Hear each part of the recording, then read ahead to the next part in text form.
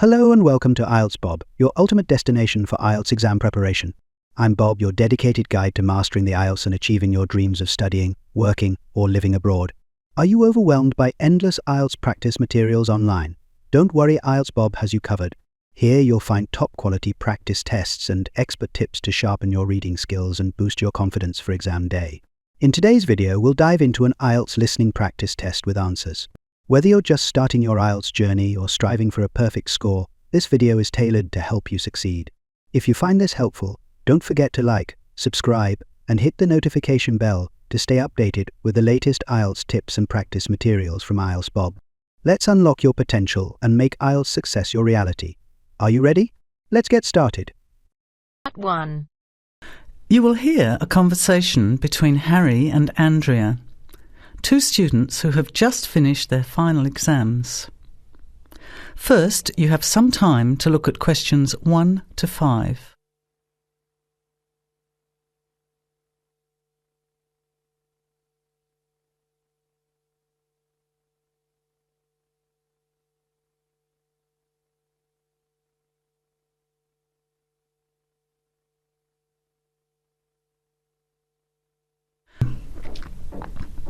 Listen carefully to the conversation and answer questions 1 to 5. Hi Andrea, how are you feeling now that exams are over? It's fantastic to have finished, isn't it? And to sleep in every morning. What about you? Well, I've been catching up on sleep too, but I've got a lot to do before I leave for England. Perhaps you could give me some advice. I've got a lot of things I can't possibly take back with me, but I don't know what to do with them. Well, it depends on what sort of things they are and whether you're thinking of giving them away or selling them. Well, almost everything. Furniture, the fridge and other kitchen stuff that I bought from the previous tenant. But the new people have already got what they need, so they're not interested in buying stuff from me. I can't afford to give it away, but I'm not sure how to sell it all. Oh, and there are some clothes and books as well. Why can't you take them? The books are really heavy. It's so expensive if you exceed the airline baggage allowance. And the clothes just won't all fit in my suitcase. It's amazing how much stuff I've accumulated since I've been here. Anyway, I don't think I'll need as many summer clothes in England as I have here in Australia. I see. Well, there are several alternatives. First of all, you could put up notices around the university about the books. You know, on the notice boards in the Student Union building and in the economics department. Anywhere second and third year students will see them. People are always keen to buy cheap textbooks. OK, what should I say on the notices? Just put the titles, authors and price you want, your name of course, and maybe put your phone number on those little tear-off tags. That's a good idea. And what about the furniture? You could try doing the same thing, but usually students are away all summer, so they don't want to buy furniture now. Another place to try might be a second-hand shop. Someone from the shop will usually come around and give you a free quote, and then you can decide. But you don't usually get much money for that sort of stuff. Before you hear the rest of the conversation, you have some time to look at questions 6 to 10.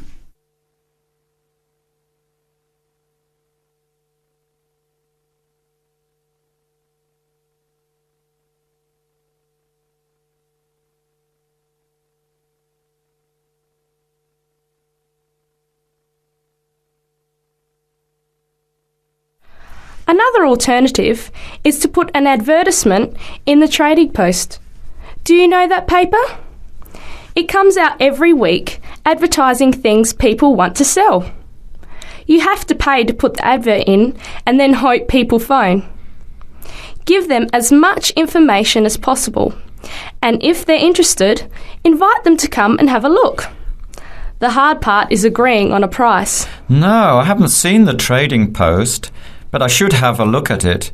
And I could advertise the fridge, the microwave and the furniture. But the kitchen stuff isn't really that good. You know, old cutlery, a few pots and pans and some plates and things. What shall I do with them? Well, another option is to donate the kitchen things to a charity shop. You know, like the Salvation Army or St. Vincent de Paul. Why don't you get a second-hand shop to give you a quote first? Yes, I could do that. Find out how much they'll give me and then decide whether to sell them or give them away. But I've still got the clothes. A charity shop will take them too, as long as they're in good condition. And even though you don't get any money, at least you know that someone who really deserves some help has benefited. That's a good point. I'll advertise the expensive stuff, the furniture, and donate the clothes and kitchen stuff. Let's go and buy a trading post and you can help me write the advert. Well, actually, I'm interested in buying the fridge and the microwave, depending on the price, of course. OK, let's see how good you are at bargaining. That is the end of part 1. You now have half a minute to check your answers.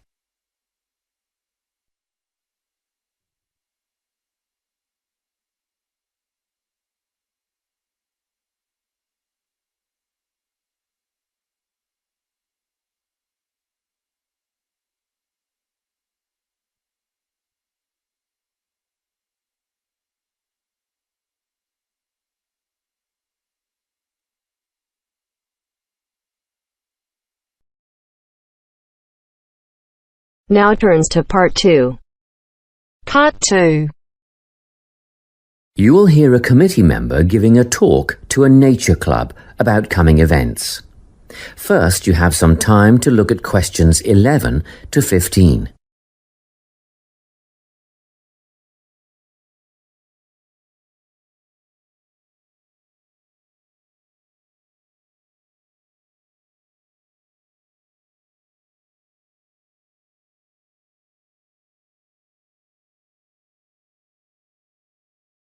Listen carefully and answer questions 11 to 15.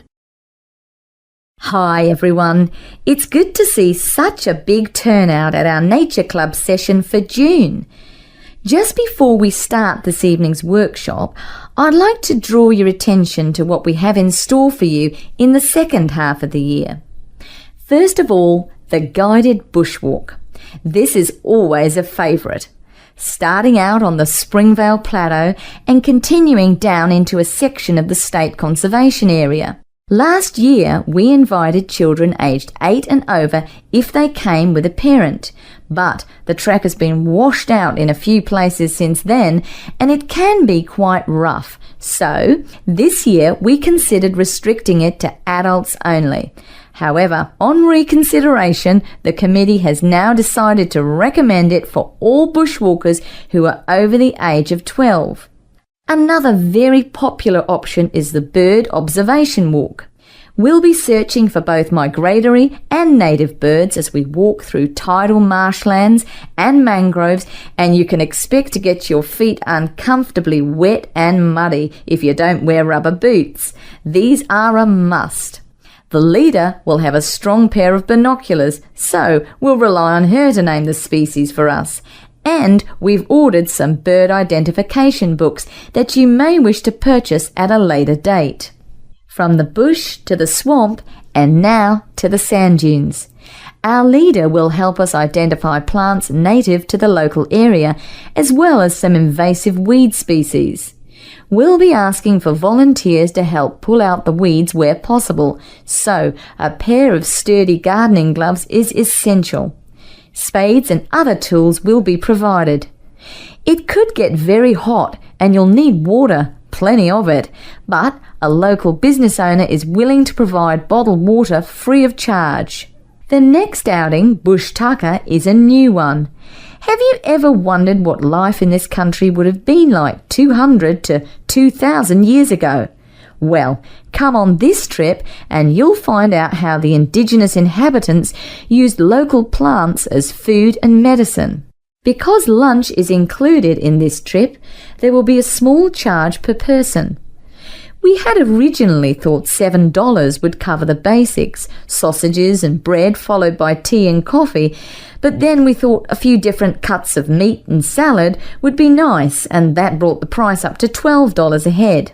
At one stage we even contemplated including seafood, but that would have been a bit too expensive, around $15, so meat and salad it is. We expect this to be a popular event, so we'll need advance bookings to organise the catering. Please let us know your intentions by the 10th of November, and be aware that we'll require prepayment by the 15th of November.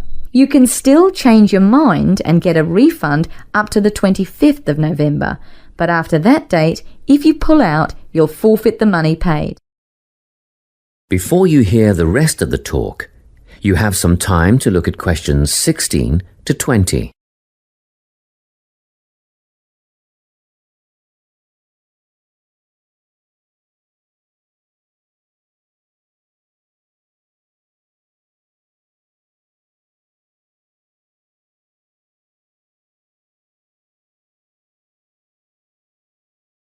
Now listen and answer questions 16 to 20. Well now, if you can give me a few more minutes of your time, I'll fill in a few details for you. The bushwalk, led by Glenn Ford, is first up in July, on the 2nd of the month. It'll start from Springvale as usual, but this year we'll be setting off in the morning at 9:15 and we'll get back at 1 in the afternoon. The birdwatching expedition is on the 10th of September at Camford, and the leader is the president of the Nature Club, our very own Joy Black. If you have any questions at all about bird life, Joy is the person to ask. This is a twilight outing from 4:30 to 6:30. Next up is the trip to the sand dunes on the 26th of November with Rex Rose. A bit of an early start, especially for those of you with a fair way to travel, but we'll meet at the observation hut at 8:30. That's the observation hut, 8:30 till 10:30, and even at that time of the morning it'll be very hot, so come prepared. The last trip on the program is the Bush Tucker excursion on the 3rd of December with Ranger Jim Kerr. This will be at Carson Hills, and the presentation and demonstration will take place from 10 a.m. till 11:30, but be prepared to stay on for the barbecue and Bush Tucker lunch at 12 o'clock. I expect we'll wind up at 2, and you can head for home at that time. Well, that's all I have to tell you. A booklet will be mailed out to you later with those events, dates and times, but don't wait, put them on your calendar now. That is the end of part 2. You now have half a minute to check your answers.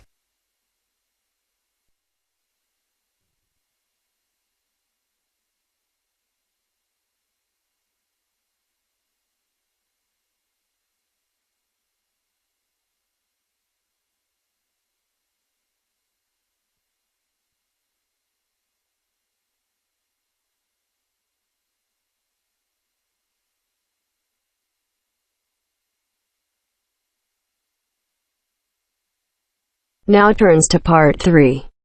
Part 3. You are going to hear a lecture about dining services.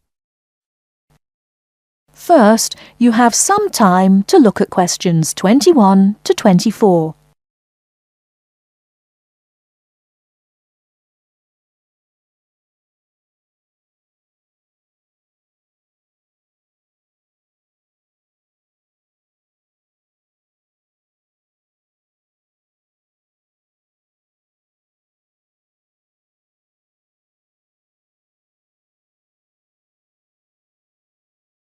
Now, listen carefully and answer questions 21 to 24. Welcome to the Dining Commons. This is the newest facility on campus, and I'm proud to say, also one of the best. I know that all university students miss eating home-cooked food. Well, this year, we are hoping to provide students with food and services that will make you feel at home, even without your family. The administration has been listening to the voice of the students. Students gave us frequent suggestions last year as to how we could improve the university.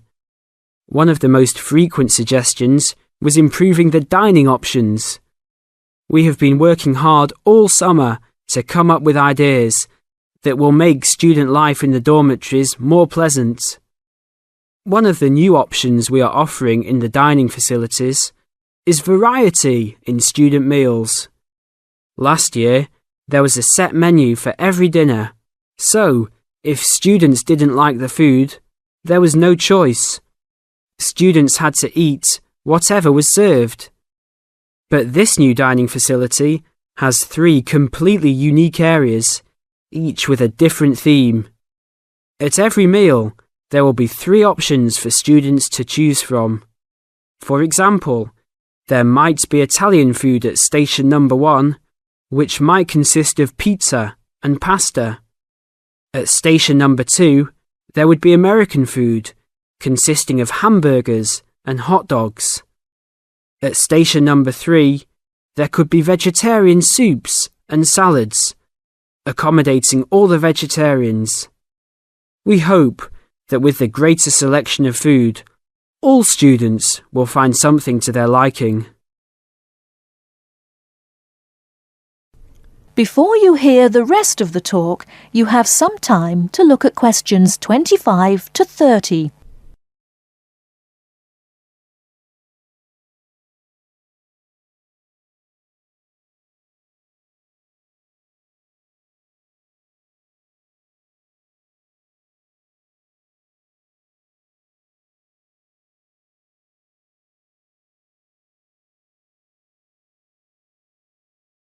Now listen and answer questions 25 to 30. Not only will students have more options, the food will also be better. Each section of the facility will have a head chef. These are real chefs that have been trained in culinary school and have been hired specifically by the school to work in the dining facilities. All of the chefs have a speciality. The school is hoping that these chefs will prepare better tasting and more nutritious food. Every student will be able to make suggestions and also give their input as to which menus taste better.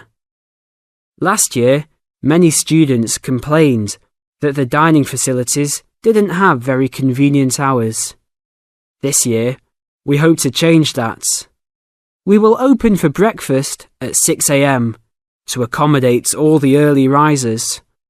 In the evenings, we will open until midnight for all the students that like to go for a late night snack. The afternoons will still remain closed, but we will have a student store open that will provide all students with drinks and fruit. The student store will be open every day from 2 p.m. to 5 p.m. Every student that has paid full tuition and dormitory fees has already paid for their dining facility fees. Students can eat at any time and in any amount for free. If you are a student that does not live in a dormitory, you can still purchase a dining facility card. This card will entitle you to the full services of the dining facility. This card is available only for students and is not open to the general public. If you are not a student and wish to dine here, you must purchase meals at the door. There are a few rules to follow.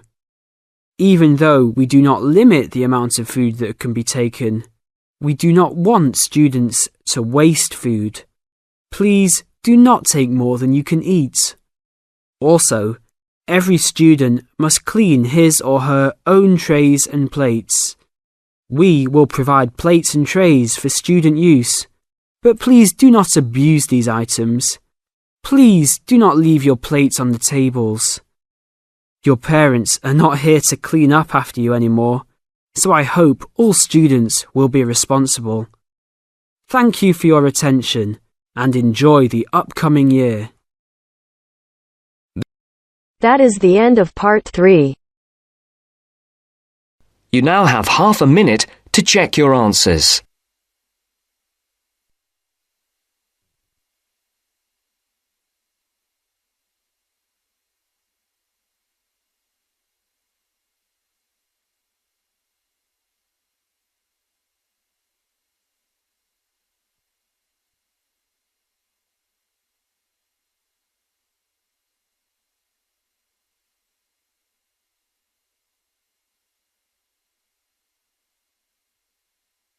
Now turns to Part 4.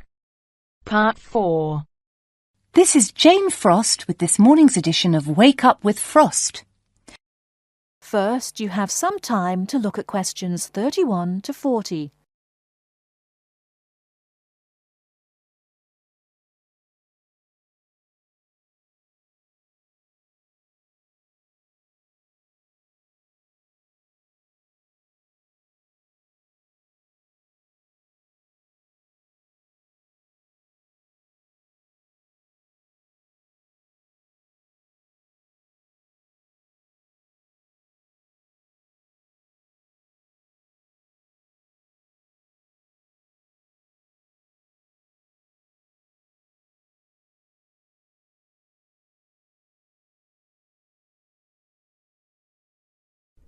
Now listen carefully and answer questions 31 to 40.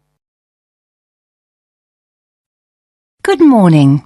This is Jane Frost with this morning's edition of Wake Up with Frost. As you all know, for the last week we've been running a survey trying to find out what you, the listeners, think is the greatest invention of the last 200 years. The response has been amazing, double the amount we had last year, so thanks to all of you for taking part. We've had about 2,000 responses online and about the same on our phone lines. The lines are now closed, and this morning I can announce what the results were. So, here it is. You, the listeners, have chosen as the greatest technological invention of the past 200 years, and let me not forget to mention that 65% of you voted for this, it's the bicycle. Yes, the bicycle, first invented in 1818, and, would you believe it, the first bicycle was made of wood. The second bicycle had iron wheels. I cannot imagine what that must have been like to ride. It would have kept you fit at any rate. But for me, the best thing about the bicycle was what it did for women's rights. Yes, in the 1890s, it was the bicycle that meant women could change their clothing, start wearing trousers or pantaloons as they were known. Before then, women's clothes had been really uncomfortable, and I'd imagine quite difficult to breathe in. So, thanks to the ordinary bicycle, it was not only the man who wore the trousers in a home. Instead, women could now feel far more equal to their male contemporaries. And I'm sure you'll agree, the bicycle is a great way to get regular exercise, and of course, it's much better for the environment. And today, over 1 billion people all over the world ride bicycles, and for some, it's their only means of getting around from A to B. So, to all you bicycle riders out there, keep up the good work. Coming in a close second with 42% is the computer. I found out something interesting about the computer, which is that really this word first meant someone who did mathematical calculations. Of course, today, with the development of the personal computer, computers are being used for everything from home use to business and even digital photography. I don't know about you, but I can't imagine life without a computer now. I guess closely related to the computer is the internet, and this got 12% of your votes. Maybe, like myself, many of you might think of the internet as being the World Wide Web, but actually the web is only one part of the internet.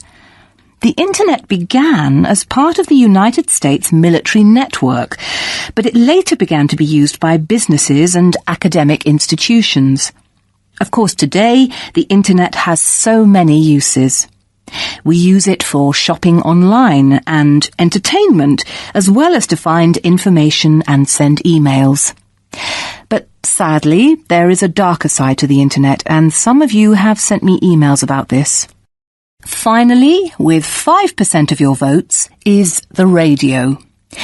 We think the radio was invented by Marconi in 1896, and he opened his first radio or wireless factory in the United Kingdom in 1898. In 1906, a man called Reginald Fessenden gave the first radio broadcast from Massachusetts. Ships could hear him at sea, and apparently he played the violin. As yet, listeners, I've spared you from having to listen to my guitar playing. But certainly radio is still important. Let's not forget that it was by radio that the Titanic sent signals to other ships. And with the popularity of TV today, I was secretly pleased so many of you had still placed importance on the radio. So, there you have it, the results of our survey. I think there are still important inventions that were not chosen but deserve a mention. Nuclear power and, of course, communications satellite, something which I am certain will continue to change the face of how we communicate with each other over both long and short distances. In fact, for me, the mobile phone is one of the greatest inventions of the last 200 years, if I think back to my first phone and then I look at what is happening now. Children born today will probably be more likely to have their first experience of the internet on a mobile phone screen rather than a computer monitor. Some of the new mobiles that are now being sold make it just as easy and as quick to find information on the web as on a computer. And let's not forget that mobiles now have digital cameras, word processing facilities, so you can type all your documents, and even personal organisers. I think it's quite possible that the mobile may even replace computers one day. That is the end of part 4.